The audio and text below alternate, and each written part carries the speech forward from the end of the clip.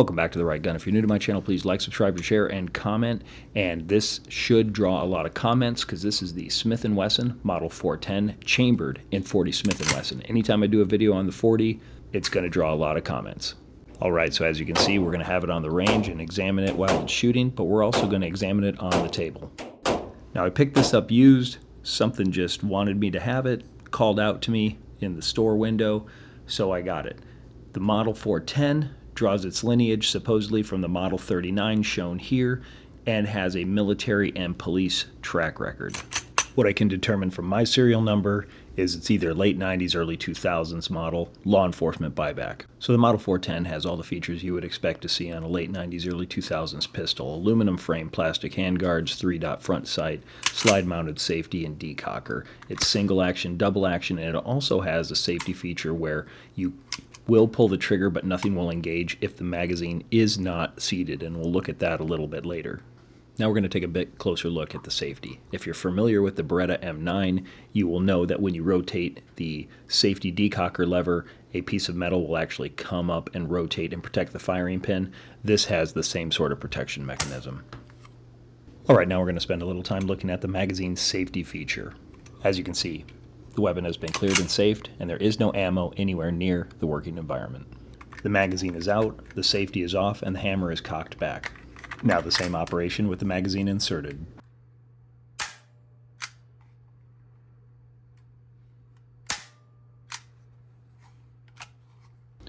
And if you engage the trigger with the safety on, you just get a dead trigger. Now we're going to focus a little bit on the magazine. As you can see, the magazine falls freely and very quickly. Quick magazine exchange is not a problem here. And this is where I'll call out one of the veteran gun tubers, Scooch. He does an excellent job breaking down the history of this magazine, which is kind of fascinating and does have an impact on the Model 410's name. There are two punches on the magazine. One is at the base, and that is vertical. The other is more horizontal and is just above. Now that horizontal punch limited the magazine capacity to 10 rounds rather than 11. So hence you get the Model 410 name. It was going to be the 411. And again, Scooch does a great job breaking this down. The link to his video is here. All right, that was a lot of talking. Now let's get this thing out to the range and go shoot it. But I'd like you to hang around after the range footage. We're going to do a disassembly, reassembly for education purposes only, but there are some nuances on reassembly that you should be made aware of.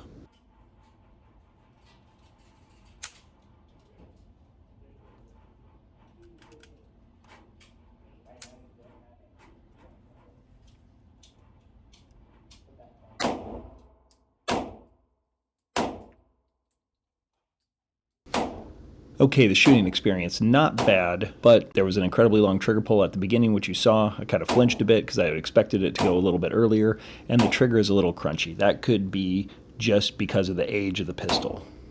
Also, the Model 410, while it was fun to shoot, didn't really fit well in my hand. It shares a lot of ergonomic similarities with the Browning High Power. If you're familiar with that pistol, I have no problem holding and firing the Browning High Power. This Model 410 just did not seem comfortable in my hand. I don't know if it was the grip. I have seen some Hogue grips out there that I could put on, kind of a fuller, more rubber grip. Maybe that would help. But I like to have a high purchase on the pistol, and I just never really felt comfortable shooting this pistol. And you can actually kind of see that in the footage. All right, let's talk recoil. Because I'm a gutless flip-flopper, I couldn't settle on one, so you get two of them, noticeable recoil and snappy. I think this is the first video I've ever put 2 ratings in there, and I'll tell you why. I couldn't go with snappy because the shooting experience was not unpleasant. However, I couldn't go with noticeable recoil because it was far more noticeable shooting this 40 Smith & Wesson than other Smith & Wessons out there. Again, not unpleasant, but you definitely knew it was in the hand. And again, the snappy recoil rating could have been because I was not comfortable shooting this gun. Again, it was a fun gun to shoot, it just didn't sit well in my hand.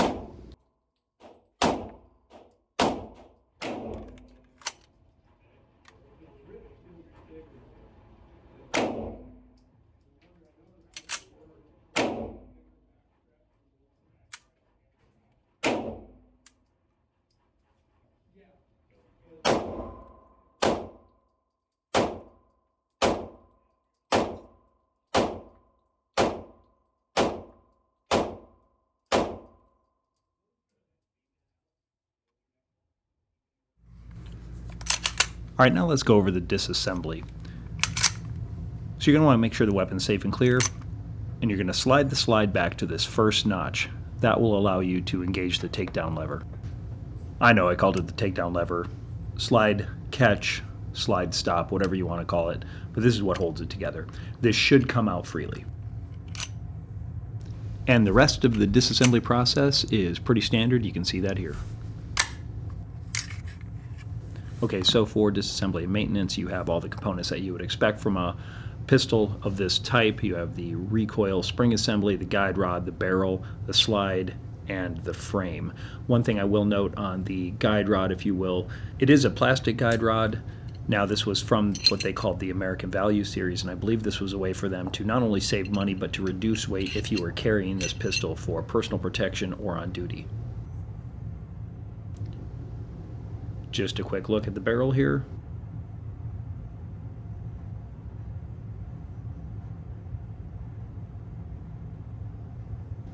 Now, I mentioned the plastic guide rod earlier, but the end of this has a spring-loaded detent. This could cause problems in some of the older models if this fails, but as an Army guy, I have to notice that the end of this looks like a sabot tank round.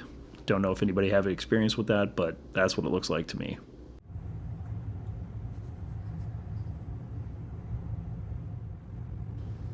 And here's a less obstructed view of that decocker mechanism. The frame is nice and sturdy, no complaints about it, but I do want to call attention to these spring-loaded hinges at the rear of the frame. These will cause you problems, and these are the nuances I was talking about that you need to be aware of during reassembly. So as you noticed, I sped up the video. This is just for brevity, but I will slow it down when we get to the final stages of reassembly.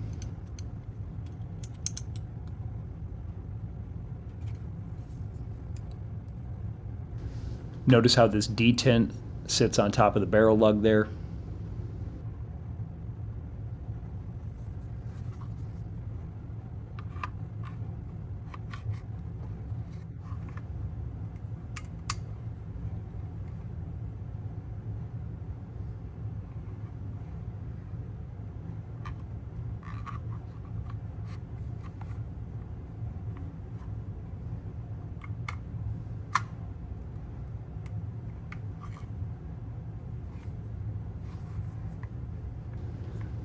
These can be a bit problematic, not difficult. You just got to make sure that you push those down so you don't damage the weapon. This process is also easier if you're not trying to video it and show it to people. Alright, just showing you another angle of that final disassembly step where you have to push down those spring-loaded levers to seat the slide fully. Now pull the slide back a quarter of the way to line up everything and then reinsert the slide catch. Now you'll notice me fiddling with it a little bit here. That's because it doesn't actually snap into place. It protrudes a little bit, so I thought it needed to go in more, but it was in securely, just the way they built them back then. Just a quick note here on the slide, the aesthetics of the slide. I really like the way the slide looks. I like the blocky yet angled cut. I don't know, it just really appealed to me. One of the reasons that I picked this up.